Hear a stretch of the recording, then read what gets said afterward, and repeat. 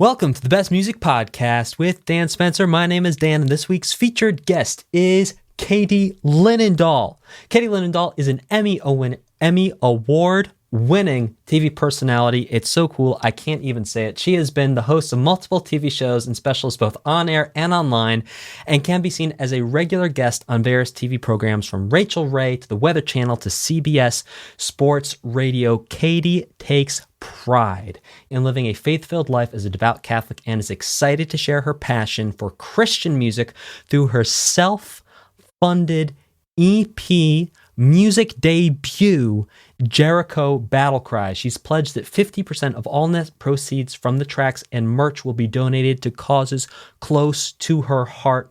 Her debut single, Jericho Battle Cry, and 4-song EP are available now wherever you get your music. You can find her at katielinendoll.com/music. That's KATIELINENDOLL.com/music, the way you spell music. Instagram at Katie Linendoll. Twitter at Katie Linendoll. Katie, so stoked to have you on the show. Oh, thank you so much for that kind introduction. It is so appreciated. And thank you, I get to say, for helping me be just, this journey has been such a journey for the, for the lack of a better completion of a sentence.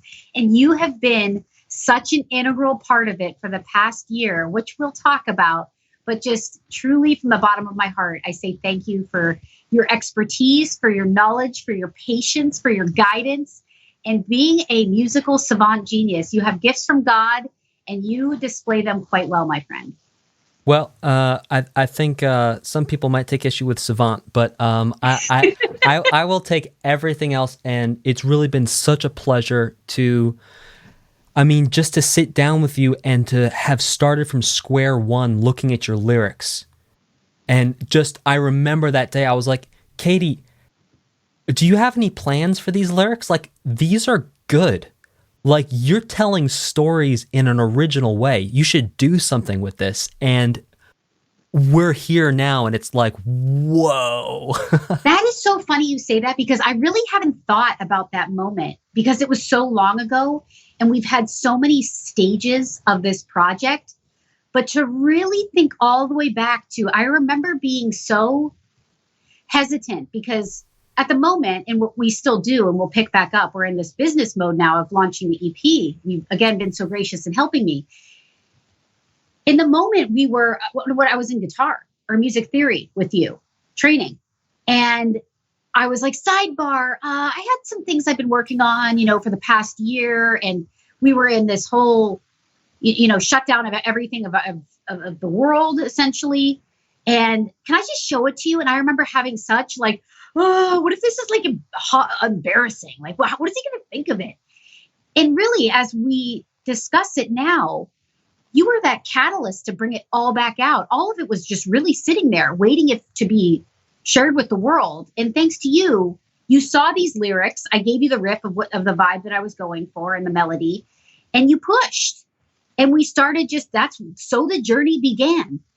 So I'm glad you brought back that moment. It's actually really interesting to just have this little moment of thinking back to that early stage. It all starts with lyrics. And to be able to have somebody around you, if I could just briefly say, the company you keep, I feel like that's been a phase in my life right now. You want to be around those supportive people, because in a time we're living in, there can be so much coming at you and so much negativity and hesitation. Blinders and good people around you to say, go for it. Like, what are you waiting for?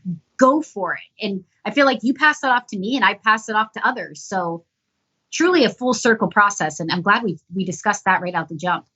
Absolutely. And I cannot wait to get a little bit deeper into your songwriting process in terms of your inspiration, but very interesting to note from the get-go that the lyrics are for you in your current process, sort of the first thing that gets concretely written down.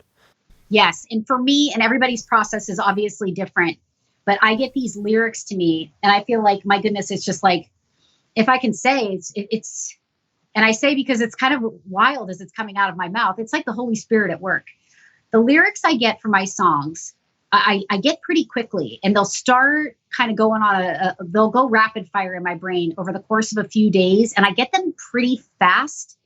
And it's been amazing, as that part of the process for me is a really interesting creative process, because they come so quickly, and then I pass them off to, I'll sit down with one of my producers and we'll work next on a scratch demo, which we can discuss.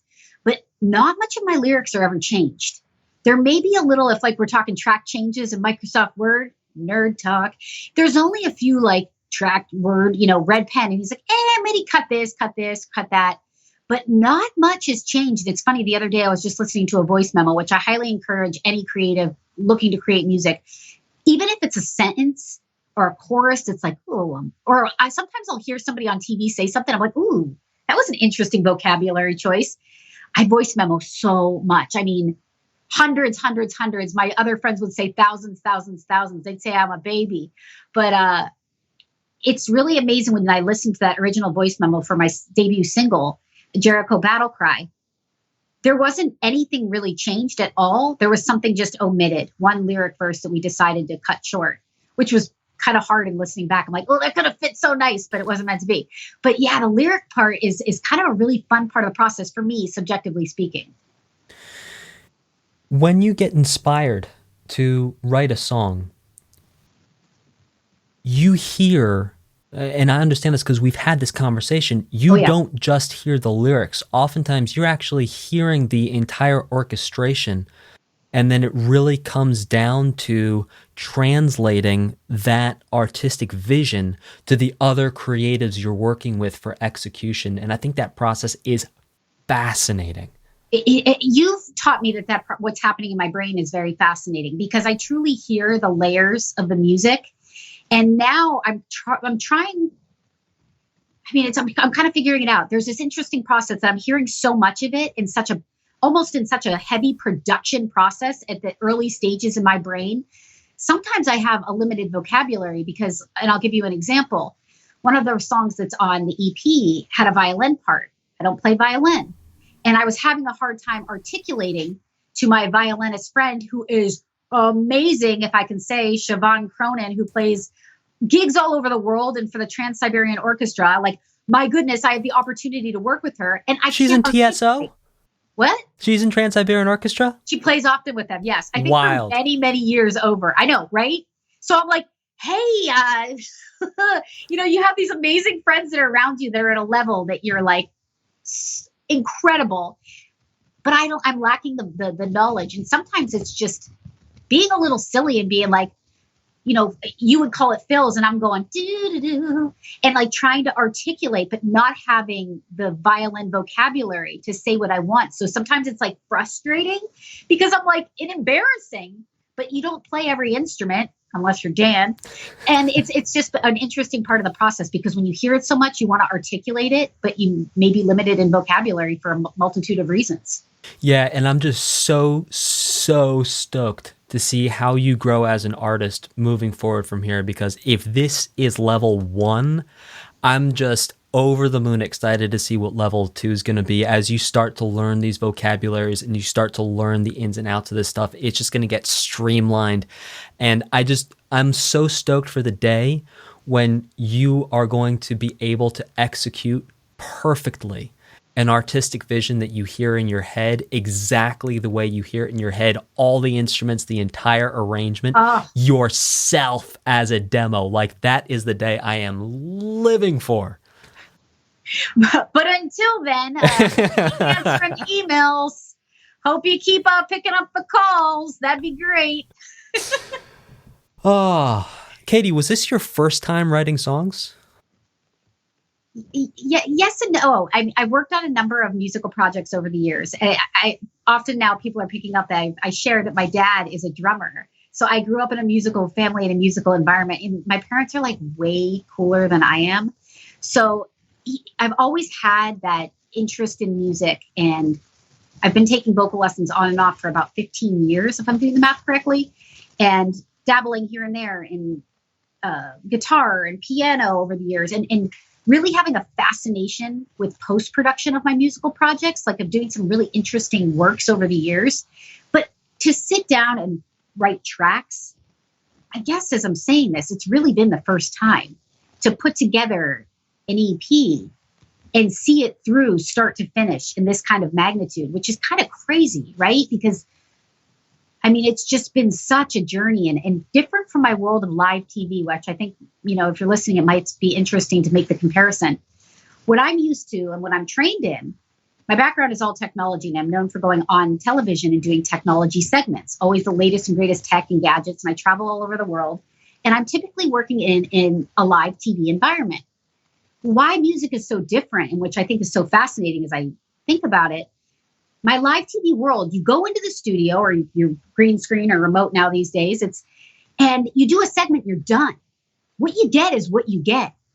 And I've been praying, especially in this, we're coming up in the heels of a Lenten season, for patience, because it's just a much more laborious process, obviously, and going back and forth with producers and musicians and creating things, and things are different and being open to change. And I'm like, I just want to go on live TV, do it, nail it, one take, bye. And it's like, it doesn't work like that. So it's been a real shift of gears to something that I've done almost for 20 years. It's wild. So, Katie, what was the purpose behind making this EP? What was driving you to put these songs not only pen to paper, but go through the entire production, mixing, mastering process to bring these songs out and release them? This was truly like a project of pure evangelization. And, it's releasing an EP under my name and having the platform to do so. So you could say, well, it's Katie, it's under your name. I'll overshare right now, and tell you that the amount that I poured into this project and time and monetarily self-funding, that there's no way I'll probably ever see it back. And I'm more than happy about that. And God willing, it does great in streams and airtime and all that fun stuff. That would be amazing, because the more people that hear it, the better. But that was not my goal. I'm blessed to have my career in technology. This goal was to create this project and to inspire people and invigorate people with powerful Christian music that they are listening to in the background of their workday, that they are running to, that they are working out to, and getting fired up and feeling good about, the same way that I have over the years listening to Christian music. And a big part of it also, and again, God's blessed me with an amazing career in my tech space. And that's not going away anywhere. It was like working two different things at once, going down doing recording sessions and then going to do my speaking engagements. So it's like, it's a lot, but it's amazing. But at the same time, I had the opportunity with the EP, and God willing, moving forward, 50% of all merchandise and all streams I have tied to small nonprofits that are very close to my heart. So this was truly an endeavor for me of evangelization, of conviction and unapologetic praise, and to just get people fired up with positivity. I know that sounds cheesy, but I think we're in a time now where music, as we know, has always had been able to inform the day and make decisions, as you so eloquently put when we discuss music. But to have the right music playing and to be infused into your day can make a big difference. It can set your mood. It can set the tone. It can put you in a place that's good. And that was my goal, period. And for any listeners who are interested in checking out your merch or songs, that's katielinendoll.com/music. Go check it out. With the writing process and the recording process, besides your stated goals for the creation of the EP, did you have any personal goals of certain things you were trying to achieve during the writing or recording process? I wanted to stay very true to my focus and to my goal. And that became, I started to see the hurdles. They were coming in really interesting ways. I always said, as I've been so enthusiastic about Christian music since I was in high school. And it's many years ago. Okay, it's enough. So I wanted to put out a Christian album, and that I was laser focused on that. And when I say I'm going to do something, which has gotten me in trouble, because when I say I'm going to do something, I'm going to do it, which is literally sent me over to Iceland the following day to run like a 10K with my friend. That's a whole sidebar. When I say I'm going to do something, I do it. Okay. But as I was writing and I was working and collaborating with different producers, it was crazy amazing about the feedback. People are like, oh, this is really like, this is good. And I was like, oh, like, really? Like, thanks so much. Like, wow. And they're like, maybe you should go into pop. Maybe you should go into country. And I was like, I am staying so focused and so with conviction to making this a Christian album. And I won't waver. So that was critically important to me. But in hearing so many great producers and executives give me a little pushes in other directions, I was like realizing it was a hurdle. And those are hurdles I had to look past. Absolutely. I think I might have even said that to you at some point. I was like, does it need to be Christian? Like, can it not be pop or country? At which point we had a very, very, precise discussion about how this was it's not about fame. It's not about fortune for you. It's really about you have a message that you want to share. And that's a number one. Correct. Hands down. What kind of technology did you use in making this EP? Oh, and I'd love to for us to just riff on this because I feel like there's like an overarching thanks to technology just in general for this whole creation process, because we all know the last year that we've had, and doing everything remotely was kind of incredible. I mean, talk about a silver lining. If we didn't have technology, this EP, I don't know if it would have came together. Working with 3 different producers, multiple vocal compers, consultants, and yourself. I was tracking, and you can articulate this better than I can. For the first time ever, working in Logic myself, and I work in technology, so it was fun to be able to pick up all these new tools, but doing it for the first time in a professional manner, whereas you're over there, I'm over here, and we're remotely working together. Every artist, every musician that we worked with was in another place. So that was a wild experience. And maybe you can better articulate just working through audio movers and engineering sessions. It was ridiculous. So what you were doing is you were not only recording your debut EP and debut songs, you were also audio engineering your own sessions locally in Logic with me through Skype on a device off to the side. We had the audio running through audio movers so I could hear what you were doing on a 0.5 second latency delay. And so you'd have to mute the Skype, go through audio movers. I wouldn't watch your mouth. I'd just listen to what was happening and then come back in, and then we'd talk about what happened and then how to change things. It was such a learning curve and such a brave thing to be able to do. And I'm just so stoked for the day when you get to go into a studio and you have an engineer set up a microphone for you and all you have to do is sing, because it is going to be a cakewalk compared to what you had to do before. And let me just articulate the first session that we had. To your point, I'm singing and just engineering things as I go, recording, making sure the take actually took, my waveforms are good, you're listening to me. A lot of look, okay? After the first session, it was actually for Jericho. Yeah. I remember my mom came over. We often have dinner together. And she came over and I'm like, Mom, I'm going to be reverse fired. And I'm totally okay with it. Like, there is no way that Dan is coming back tomorrow. And I lost a ton of sleep over it. But I was like, I have to truly be okay and accept that what was meant to be will be. And he's going to reverse fire me because it was so painful. Just tracking that full song, the way that it was done. I'm used to going into a studio and everybody doing everything. But also I have a background in technology and I know how to work cameras and edit and stuff like that. So I was happy to pick it up. But to be doing it at that level and the output having to be as professional as it was, you're doing like 10 people's jobs, I think, right? So it was just like a lot.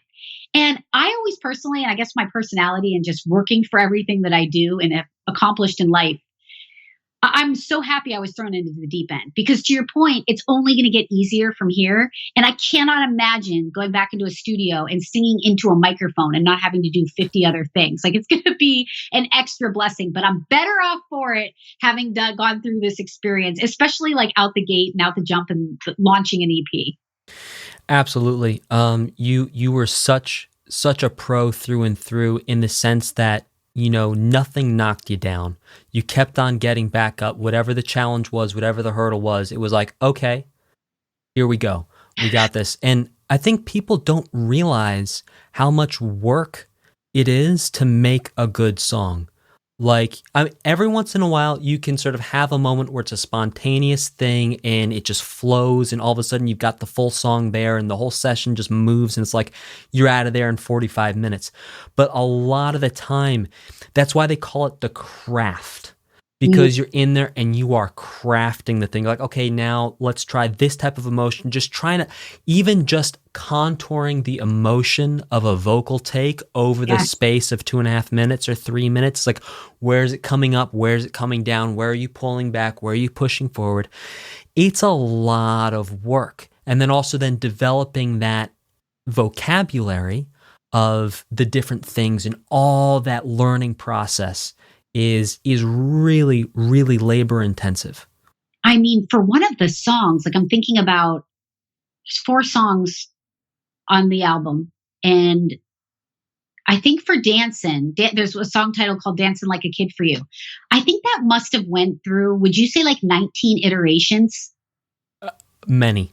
I would not be able to put a number to it. Because to your point, we're making changes, and then we're coming up with new ideas, and you're like, not coming up with new ideas for the sake of coming up with new ideas, but something comes back and it sparks something. And it's better. A new instrument. It gets better and better and better. And for me, one of the biggest challenges was is Don, who we also work with on my team. He calls it Demoitice, he and his friends, because that first iteration of that scratch demo, he's like, Katie, you got to get your head out of it, because I like the really stripped down version of something that's a little bit more raw. And then we'll get something kicked back to us from a great producer and it'll have so many layers. And I'm like, ooh, I like the acoustic version. And you guys are like, stop talking. It's so good. What are you talking about? But I get so loyal to the original demo versions, and you can't. And I think that's a testament to not being so married to anything, and to be open. Like, all right, you might be married to it. Sit back, give it a few days, as you like to say, and just be at peace with it and give it a chance. And I think that's been a really interesting thing. I think everybody's brain's different, but for me personally, that's been, demoitice is a thing. Well, it's a thing. I think it's also very interesting to look at your original artistic vision, then to look at the stripped back demo.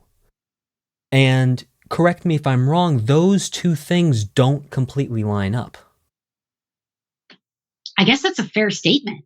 So that in and of itself is a super interesting conversation to have. Yeah. And I think it's really interesting for any musician who's demoing something out, that within the creative process, being super open to other people's input and how other people's ideas can take your idea and it's a 1 + 1 = 20 type of a thing. And that collaboration thing, collaboration is key. Being open to ideas. I think if one thing someone could learn, it's to say, let's try it. I agree. And I also want to put a spotlight on something that I think you do so exceptionally well. You do many things well, Dan. I could sing your praises all day. But I think there's something important when you have artists involved. And maybe you taught me this. It's like, you can have a vision, but to your point, you can be open to creatives and experts at what they do. Why not try it? But at the end of the day, something you always say is, it's your artistic vision. So when I go to bed at night, I'm thinking, oh, you always give me that default to make the final choice. Yes. I might not be the smartest one in that room, but I always get the default. And I think that's really important, because it allows you to say, you know what? I have ownership of this at the end of the day. This is my choice. Whether it's right or wrong, I know that I have the choice. And I think that's the most important when you're creating something and your name's on it, right? Absolutely, Katie. Absolutely. I had one thought off of, we were talking about the layering and how things come back. Would it be okay to share the story of how one of the songs that I was working on actually came to life? It was one of the things that sparked the idea of the song was a toy, the speak and spell. Let's talk about that. Can we talk? Because it's can talk about like changing things, right? So I had this song that was the sounds of the speak and spell. For anybody that's not familiar, it's an iconic, nostalgic toy that taught you how to spell that I used to play with when I was little all the time. And it'd be like spell dungeon, DUN. And there's this thing that goes, that is correct. And it was like, I don't know why that was in my head and that sparked lyrics, said no one ever, but it did. So we had the song done, but I was like, oh, Dan, I really like the song was like, the catalyst of this song was about like the speak and spell. That is correct. But I'm like, I know being in business that going through the legal process of clearing the speak and spell sound effects samples is going to be so laborious. But like, I'm like until somebody tells me no, I'm going to like absolutely go for it, as I think you are. So I got on the phone with my attorney and I'm like, okay, do I just like put it in there? Do I just put it in a song and like we like hope we don't get sued? He's like, I knew ultimately I would never do that because I'm too much of a goody. But he's like, no, we got to clear this. We got to clear this. I know it's going to be annoying, but we got to clear this. So I start picking up the phone with my Rolodex of contacts and I get to the people at Speak and Spell at Basic Fun. After not even that many back and forth, they could not have been more generous. Long story short, we get the approved rights to use the sound effects of the speak and spell in the song that is on the track. It was amazing. So it was such a victory of like persistence and like, you knew it was going to be a headache, but it's worth the headache. And like, no, we're going to try and we're going to take it to this other level that it should be at. And another really cool part of this speak and spell integration into this song was not just sampling the that is correct part, but also sampling the musical doobie-doo-dee things and actually incorporating those samples into the song itself. Radically awesome.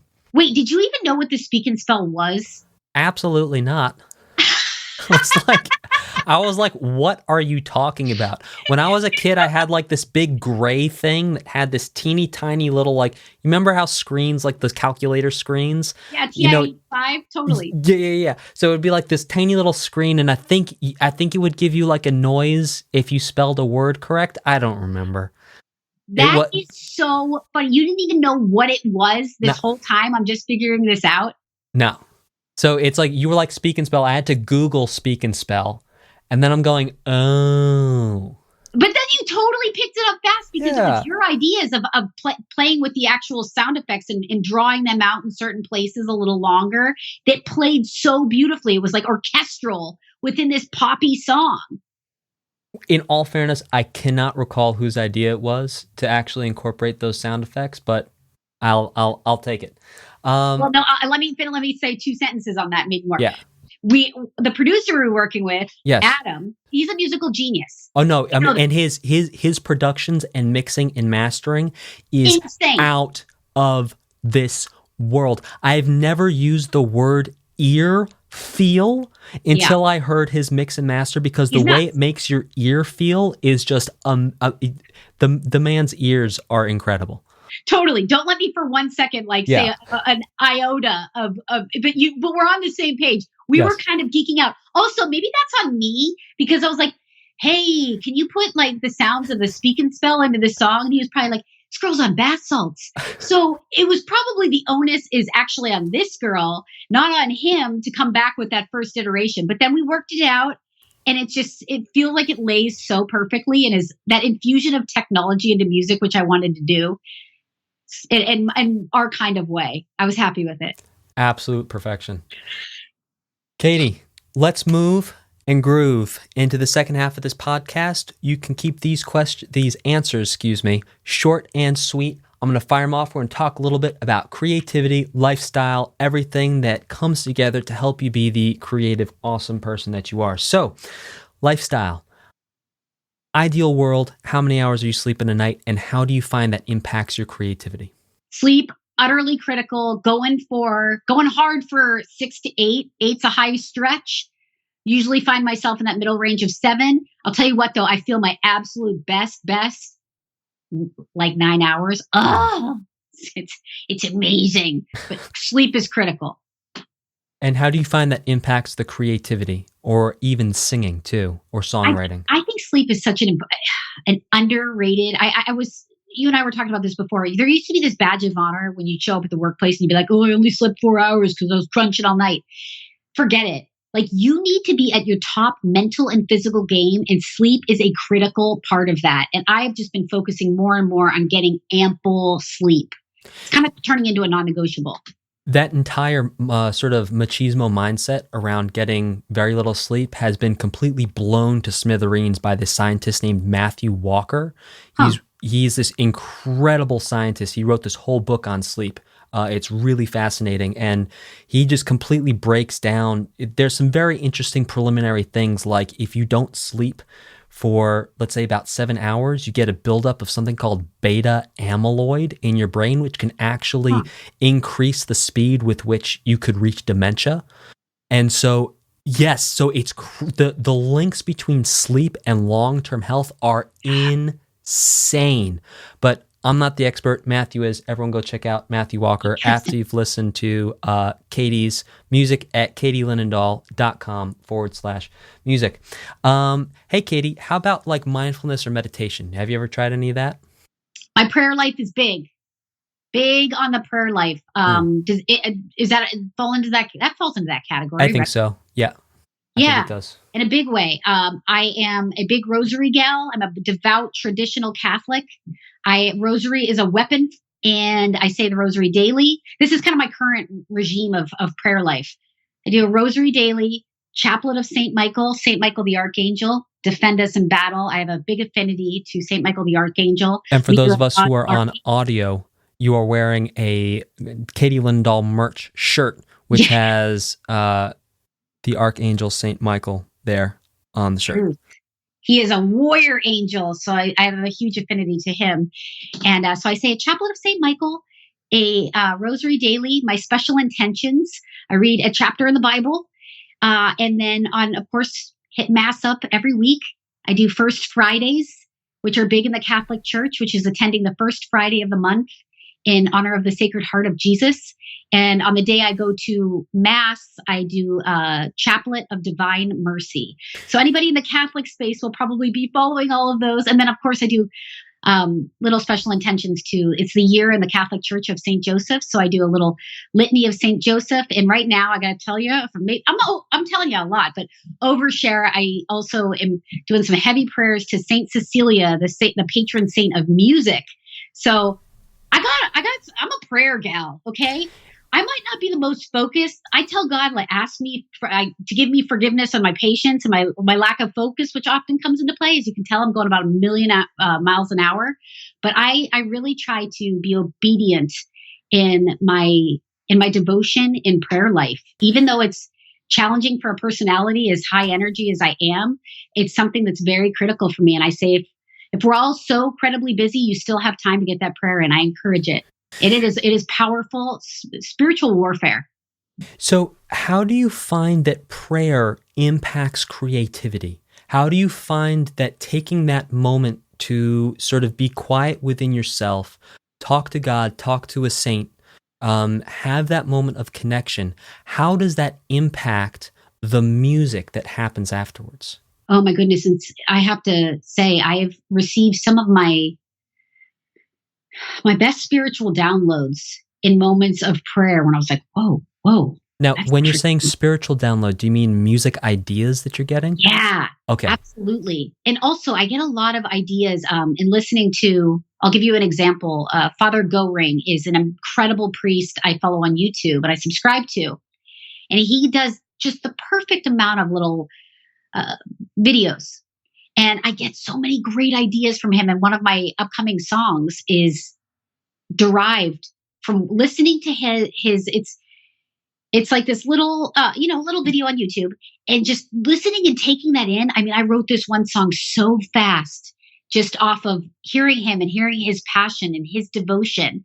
So a lot really comes from those prayerful moments where you might be busy in a day, but to stop and to take the day and to get focused and to take the time to say, to have those prayerful moments are just absolutely critical to me and our foundations of faith. I think it's so fascinating to see the different ways in which people find inspiration and the different ways inspiration comes to people. And it's super fascinating. Some people like to listen to music to get inspired. Some people completely block out music to get inspired to write songs. And it seems that you're actually inspired by your faith to write songs, which then you're writing CCM music, and just like the whole circle and cycle comes back around. It's a very, very interesting artistic cycle, if we could call it that. Very much so. And I'm very appreciative of it. Yeah, I feel like there has just been this, as we like to say, there's been this river that's just been flowing, and making genuinely good choices that come from goodness and humility and truth and things that conviction have really led this journey to thus far success. I say that with humility, but also with we're so proud of it, because I feel like God is just, he's at work at everything, but it just, in this, creating this and bringing this whole project to life.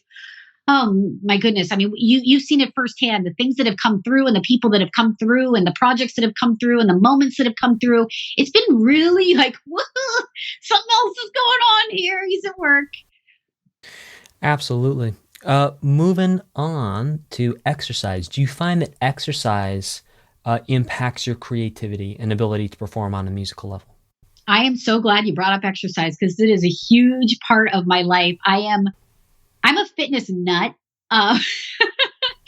It is an integral part of my day. I try to take one day off a week. It's like the hardest thing for me to do is take that one day off, because it's like, although it's critical and your body needs to rest, it's a PSA on my behalf. I am a pretty hardcore fitness individual, from distance runs to strength training to track workouts. And as you can imagine, I always got the tunes typically pumping. So it is a big part of my non-negotiables. I would say my fitness, sleep, as you would, well, prayer, my faith, my fitness, and obviously my family. I mean, like 1, 2, 3 punches, the non-negotiables right there. And how do you find that the exercise impacts your creativity? I feel like it lets a lot out, right?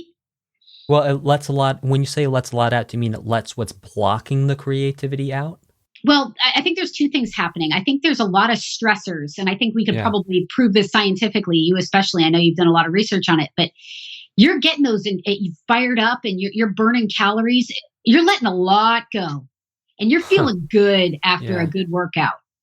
And, I just also take pride in God gave me this body, and I'm going to take care of it and be proud of this, scripturally speaking. It's like a temple, right? Like it's like a body we are living, and we should be proactively taking care of it.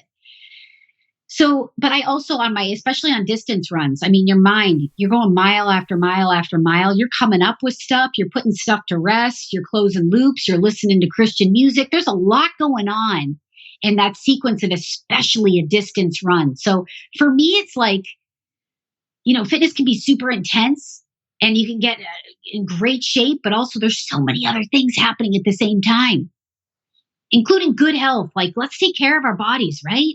Absolutely. Do you think of yourself as a musician, or a person who makes music, or something else? Wow, what an interesting question. I would consider myself a musician and a creative. Would that be a fair answer? I think that's fair. If I can interject my 2 Please. cents, I think labeling yourself as a creative is the way to go, because you're perpetually creative. It doesn't matter what sphere or what media you're working with. It doesn't matter the medium, the media, whatever it is, you are creative, sort of 24/7, just this like energy ball of creativity and positivity and smiles and jokes? I get it from my mom. I have to give her a shout out because I can't keep up with her. Wow. She has more energy and more creativity. I'm serious. Like, like my family and we all live close to each other, and it's like, man, she's amazing. I aspire to be her. We had to write down like who my hero was on a project I was working on air, and I'm like, hello, Mama L. It's amazing. So talking about practice, do you have a time or times of day that you prefer to practice? My schedule is like Tetris, and the like long white piece is not showing up. It's like, dude, why am I keep getting all these Z blocks every day? And I actually love it. Like every day is very different. So I'm just constantly, as I know you are, we slot in like anywhere we can. And I have what I shared, like my non-negotiables. You get them in where you can get them in. That, subjectively speaking, that's how I operate. And it just becomes a non-negotiable. You will find time to do that. Now, I'll tell you on the practicing side, for me right now, as we like ramp into this, like we've just launched the album, it has been shifting from practicing to business mode. Yeah, and practicing to promoting, right? Mode. What's that? Practicing to promoting. Exactly. But Yeah. I feel like that has taken the time that I would be practicing, and I've had to shelve that. And I think there's a time and place for it. Like, I don't even know if I could focus well on practicing at this moment. It's a different, like you go in these like spaces, right? Where it is all about the promotion at the moment. And the music isn't going to go anywhere unless you're promoting it and marketing it. So right now, I like that practice time has turned into critical business time.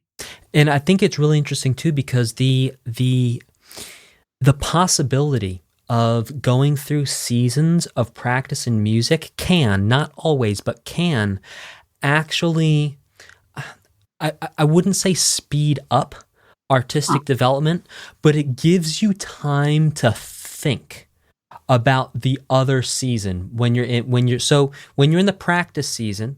You're focusing on practice, but your mind might be thinking about what you're going to do differently the next time it comes around to promote. And then while you're in your promote season, you might be getting ideas about how you can improve. And we've had several conversations around songs and arrangements where it's like, okay, I can see the next level to go to, and I'm so stoked to get there. And that conversation, we would have gotten there eventually, but it might have taken a lot longer. It's actually expedited by virtue of the fact that you're putting out this music on such a professionally polished level that cycle almost gets sped up in a way of the self-reflection, understanding, improving, and then going back in and trying it again. You're surprising me though, because knowing you for as long as I have, I would think that you would be adamant about saying, regardless of what you're doing, you have to get in a half hour or an hour on whatever instrument. You have to do it. Like that's what, if I were to guess, that's what I would like you would say. Well, yes, and that's why I said artistic development. I didn't say technique or maintenance. Because from a technique and maintenance perspective, yes, you need to get that practice in every day to remind yourself of how everything needs to feel, where the flow is, especially for like your first decade of doing it. After that first decade, you build up this muscle memory is not the right word because it's not a real thing, but you build up this relationship with your body where a degree of it is always there when you go back for it. But for that first decade, yeah, you need the technique practice. But that's why I specified that it's the artistic development that going through this process, I think, and obviously I'd love to hear from anyone down in the comments if you're on YouTube or comment in Apple Podcast, your thoughts on this, how technique plays into artistic development, and then how releasing songs plays into artistic development. Because for my money, releasing songs and going through that creative cycle expedites the evolution of the artistic process much faster than practice. However, practice expedites the evolution of technique and facility and ability, within a given musical sphere faster and more effectively than releasing does. I feel like you're going to bill me an hour for that? Because that was enlightening. I'm here for it too. That's going to be a clip on Facebook. I'm cool with it. That was great. That was like a monologue. This is why he's a teacher, everyone. Okay. So smart, Dan. What's the maximum length of an effective practice session for you? Like, where does your attention span kick out and you're like, okay, I got to do something else? I would differentiate that though, because like if I get stuck on a song, I don't think that counts as a practice session though, because I'll grind on a song until I'm like, I start looping on it until I finish it. Yeah, we'd call that maybe a writing session as opposed to a practice session. Different.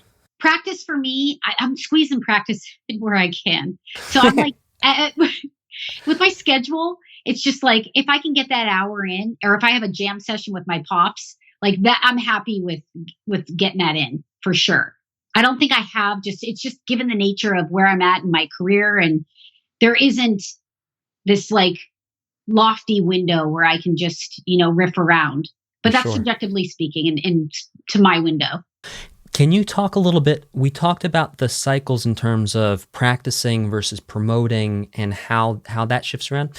Can you talk a little bit about when you do have practice time, how that segmentation changes depending on what's going on in your sort of artist life? Interesting. So in terms of within a practice cycle, we could further segment that practice cycle. So let's look globally. Globally, zooming out, Google Earth all the way out, we're looking at continents. We can see promotion time, and we can see practice cultivation time. Now, within that practice cultivation time, we can segment that into sort of a North America, South America, if you will, of pure sort of technique practice for an artistic goal, and then also practicing for furthering your sort of musical knowledge. So let's say like learning stuff about music theory, which ultimately can come around and help the artistic goals, but is not immediately applicable to you writing a song versus learning chords on a guitar that you're then singing over. Great question. And you forgot Central America, which I thought was extremely rude. Oh, no. Central America, I'm so sorry. I was thinking South. You know what? I'm just going to be quiet now. Mexico, I'm sorry. Moving on. Oh, no. So I that's a great question, because I would say 3/4 is towards practicing on particular instrument. Like if I was focused on guitar right now, if I wasn't in this ramp up mode, I'd be doing 3/4 of my session on guitar, and then 1/4 of that in music theory. Interesting. And I'm not strong in music theory, so that needs work. But that cumulative time in practicing is just, that's one of those things that adds up over time. It's like, I'm going to give you a terrible analogy, but it's like if you're starting from square one with abs, right? You're not going to have any abs. If you start building over time and you don't even realize like every single day you're doing your abs, you're going to get abs. So it's just accumulation over time, even though you might not good at it. Obviously, I'm not saying anything that's very bright here, overly bright, rocket scientist material, but it's going to add up. And adding the music theory for me, is, especially speaking, has been key. And I'm so excited to get back into that realm. That's for sure. Well, maybe I'm doing something wrong because I'm fat adapted on keto, working out, doing doubles 6 times a week, and I still do not have abs like yours. People, go to Instagram, Katie Linendoll, right now and check out her abs, because legit, like, these are the real deal. Thank you so much. Like, for real. If I could lay off the pies and ice cream, it'd be even better. And the mind-blowing part is you eat pies and ice cream and cake, and you eat and the carbs. Blizzard of the Month Club. Hello, Dairy Queen. I love sweets. If I could just, it's my weakness. Amazing. But I think the interesting thing is too, when you're doing really high intensity workouts like you do, you actually need to consume glucose to fuel that level of effort. Like if you look at the Tour de France, those guys are literally eating gels it's just glucose gel. And they're doing thousands of calories in glucose a day to be able to perform at that level. So it's a really interesting thing. Normally we think of like sugar bad, but you get to a certain point of athleticism and sugar good. I think if people saw, like, I'm very nerdy about my intake, but also you heard that I love my sweets. The amount that you consume when you're working out at such a high intensity level, I mean, I think people would be like, oh, that's interesting watching what I put down. But and me and my colleague, she's the same way I am when we're on the road. It's like people are like the waiters like egregiously are like, that's a lot of food. I don't know if you're going to eat that. And we're like, just watch. It will go down. There won't be any remainders to take home. We find it highly enjoyable. Surprising waiters wherever she goes. That's Katie Linendoll. Katie, do you take any steps to stay creative, or is the creativity just an ocean that you're living in? You know, honestly, for me, it's keeping things really fresh. How do you keep things fresh? Having a lot going on and keeping every day different has been really, I've just found over time and being older and wiser, it works really well for me. I mean, I think that's very subjective, but it allows me to have my tech world over here and my speaking world here and my music world here. And little things that I'm taking from each world kind of helps each world grow, which has been really interesting because every day is different in a way. So I think and again, this is like subjective because I think everybody's personality is different, but it also, I don't have any other choice as, you know, I have my own business and I have people under me. It's like, you have to keep going. You have to keep creating, but you also have so many different things going on that they all start to inform each other. Does that make sense? You're getting so much material from each of these little pockets you have. And I'm adamant about telling people, like, we all have these God-given gifts and these sparks, as I like to call them. And you might, like, a spark could be a hobby. It could be something that you're working on the side. It could be philanthropy, volunteer work. What gets you fired up? Like, don't lose sight of that because it is such a huge part of fueling who you are and creating the day that gets you're excited about. Like, I always like, what emails do you get excited about? Who texts you that you get excited about? Like, focus on those projects, those people, and those things, and keep those around to keep you creative, to keep you fired up, and to keep you excited, right? So the key for you is that variety truly is not only the spice of life, but it's the spice of maintaining long-term creativity. That you don't get caught in the same things and you can always change things up. That is super, super fascinating. Do you have a time or times of day where you feel more creative? 12 a.m. to 4 a.m. I wake up like Squidward every day. I go to the mirror. I'm like, and I've never woke up and been like, sunshine, woo! Like, I could just keep hitting that snooze bar. I am not a morning person. But then you wake up and you feel like you're scheming all day a way to take a nap, which never happens. But then 10 p.m. rolls around and I'm like, I'm cooking myself another dinner. 11 rolls around, midnight. Wait, hang on. Ideas. You're cooking yourself another dinner while dancing and singing in the kitchen at 10 a.m.? Pretty much, yeah.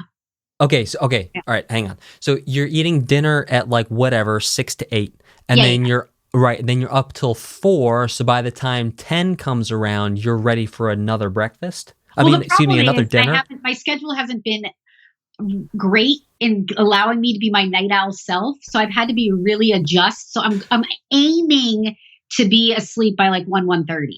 Solid. But I'm getting fired up. I'm fired up all day, but 10 p.m. hits and it's like, whoa, yeah. You get that second Linendoll wind. Totally. And my sister does too. She's the same exact way. Oh my goodness. Like, call her up. Well, Katie, those are all my questions for you. You have any last words or you want me to sign us out? Oh, well, I just want to say I heart you and I am so appreciative of all of your talents in bringing this project to life. I want to publicly say that. It's publicly been said, Katie. It's been such an honor to help guide you along this path, and just so excited for this release. Everyone, you can check it out at katielinendoll.com/music. That's KatieLinendoll.com/music. Instagram at Katie Linendoll, Twitter at Katie Linendoll. Katie, thank you so much for coming on. Thank you so much.